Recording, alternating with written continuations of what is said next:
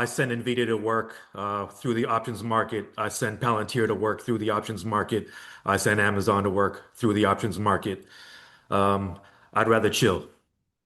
Mm. Well, one of the things that I was thinking about was with this thing with Trump crashing the market. I took an interest in financial stocks. I think financial companies are going to be great long-term investments.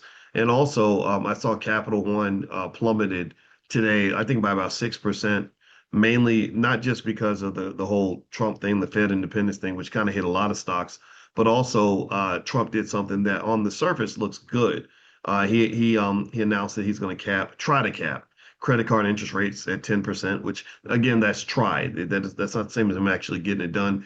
And It sounds good, but what it does is it makes a lot of banks stop issuing credit. Because there's some customers they say, well, we if we don't charge a higher rate, we can't even issue them the credit card. Like a lot of us in here have credit cards with interest rates over 10%. So I went ahead and made some moves.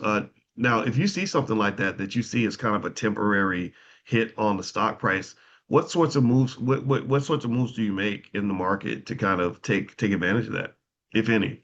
It's the same ones every period. I'll dollar cost average every week. I'll mix in some lump sum buys here and there. I'll sell my options. I'll take a percentage of the premium and build out my long-term positions. So it's the same approach, regardless of period.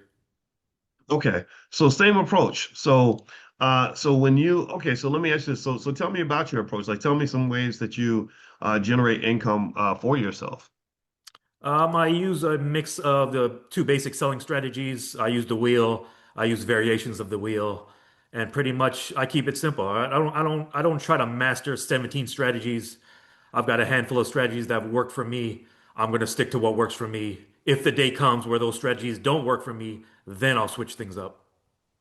Okay, so you say the wheel. For those that don't understand what that means, like explain things like that, like the wheel. You mentioned dollar cost average in the wheel. Let's talk about that. So the wheel. What do you mean by the wheel?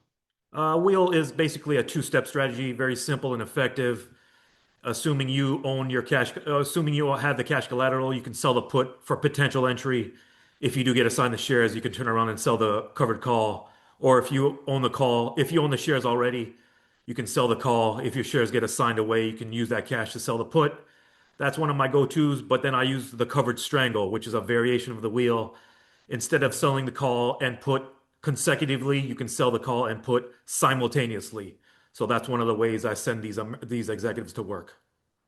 Okay, so when you say send them to work, be more specific. Like I want to really understand like your perception of like what that means for you. Because a lot of people would say, what do you mean send them to work? Like, do they work for you? You have a company, they're your employees. Like talk more about that.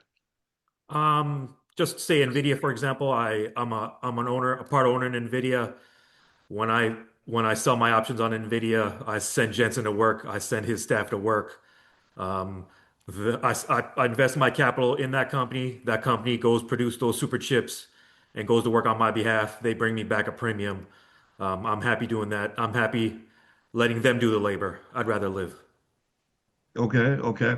Now, and now, so I get it. I mean, I that's pretty much how I kind of view it as well. And I know that, and it's funny because it seems to me that like a lot of times we think that if money gets made, you have to do the work, right? Like, did anybody grow up hearing like if you don't work, you don't eat?